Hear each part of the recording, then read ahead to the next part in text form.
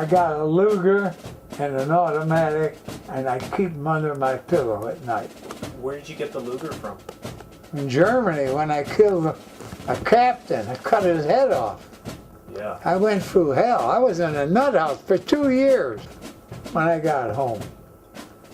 Yeah, electric shock therapy.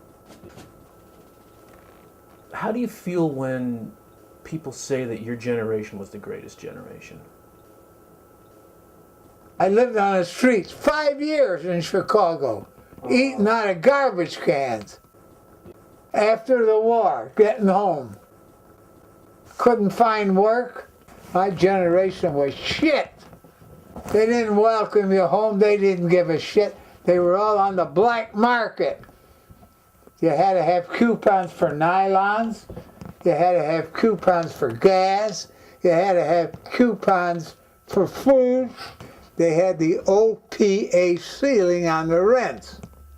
In other words, they couldn't charge you more than, say, $1,500 a month for this. But the landlord wanted $2,000 a month. So under the table, to get the place, you gave them $500 a month. I could tell you some stories. So when you take an individual that goes out and puts his life on the line for $18 a month, can you imagine? You're sleeping in Bastogne in an ice-cold foxhole. It's You were in snow. Bastogne? Yeah. Wow.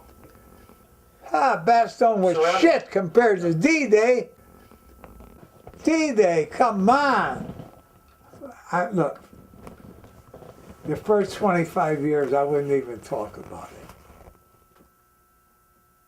I was a paid killer. That's what a soldier is. You are a paid assassin. Here, I'm a free preacher.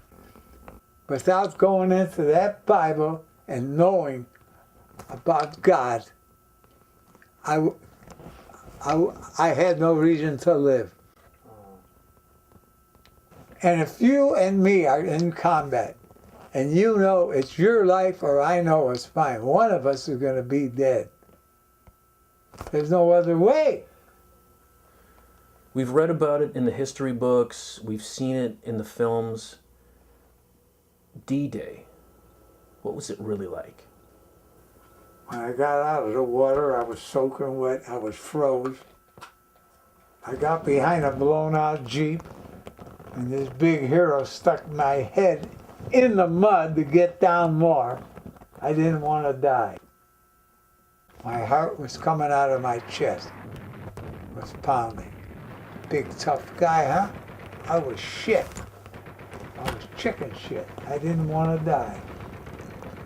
And after laying there, must have been a half a day, I said, Rob, you're going to get killed right here. They're going to drop something here. You might as well start up the hill. And I got not even a quarter up the hill. They called them 88s. You could hear them in the air like a train. Click, click, click, click, click, click, click. Boom! And shrapnel caught me in the back. And I wake up in England a week later. I don't know what happened. I thought I was dead. I had 9 operations. And then they sent me to the Riviera. That's for the guys that are nuts for a week. In peacetime, it costs you maybe $100,000 a day to live there. Glass elevators, marble floors.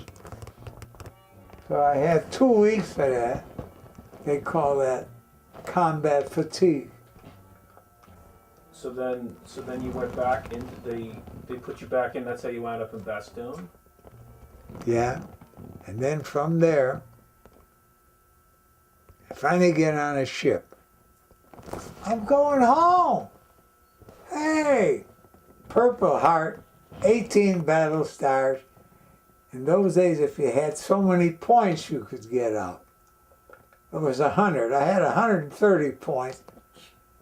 Wow, I'll finally be home again, to myself. We get on a small ship.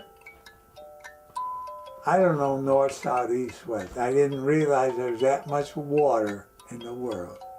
The land is nothing. For 7 days, I'm looking for the Statue of Liberty. I left New York, I saw it. Where is it?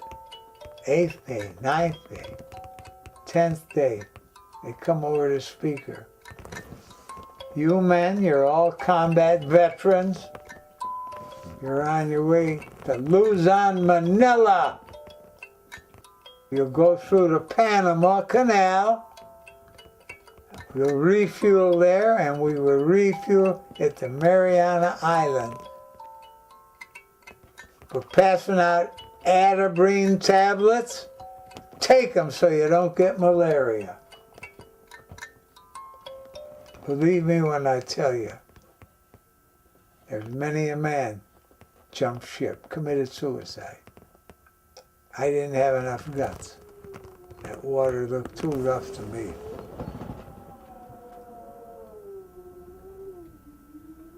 Truman dropped the A-bomb while we're training. The war was over, but we had to go into Yokohama to do police work for about 6 weeks till they got troops from the States to relieve them. But I got to see things that I could have never seen as a civilian. Paris, France, Belgium, Scotland, Luzon, Manila, Yokohama, Japan, Mount Fuji, things like that, you know. So you served your country, you were wounded in action. What was life like when you got back to Chicago after the war? You're living on the street. You gotta survive. You gotta make sure that the guy walking doesn't take a cane or a stick and beat the shit out of you. You gotta be smart enough to detect that. You gotta be smart enough, if you're gonna steal, that you don't get caught. If you need an apple, if you need a sandwich, you know what I mean? And you have no money, you have no income, and you can't get work, and you're tired of eating wormy shit out of cans in the garbage, so you steal. It's the wrong thing, but you gotta be smart enough. You just can't be that bold. You gotta be, well, I would say like a fox. So what was the turning point? I mean, what happened? You were living on the street, eating out of garbage cans. What happened? What changed that? I was homeless, I was a bum. And I'm walking the streets. And this woman is changing a tire. And the lug wrench slipped and she cut her wrist. She had that, not a 4-weight, a single one. I don't have a clean handkerchief, I don't have nothing. She says, in my car there's a scarf, tie it. I tied it. And she says, if you don't mind, change my tire. When I got done, she said, here's $5. She said, well, you stink. Go take a bath somewhere and put on some clean clothes. You're horrible. Wow, that hit me like a ton of bricks. I took the $5 and kept walking. I asked her, someday I'd like to get, no, never mind, get lost or I'll call the police. She was a tough bitch. Anyway, for months I walk and try to see that car. Finally I see it one day. I nearly get killed by cars coming the other way. I knock on the window, she rolls it down. Here's your stinking $5, bitch. Stick it up your ass. She says, well, you still stink and you still got lousy clothes on. I said, well, that's my privilege. I'm not a highfalutin bitch like you are. Well, then fancy clothes in the car and so forth. She rolled it down. She says, get out of here, I'll call the police. I got out of there. And for months, I kept walking. I wanted to see that. I wanted to apologize. I blew my top, and I realized what I said I shouldn't have. I see that car one day, I go to, she said, "It's you again? I can't believe this." I said, "I'm sorry for what I said. I'm not going to cop a plea with you because you don't know me from Doodley." I said, "But my head got mixed up in the war. And I had mental treatment for 2 years and I'm still not straight. I'm just a homeless, no good, and I call myself a son of a bitch." And she said to me, "Well, I'm sorry, now I know a little of your background. I can understand your situation."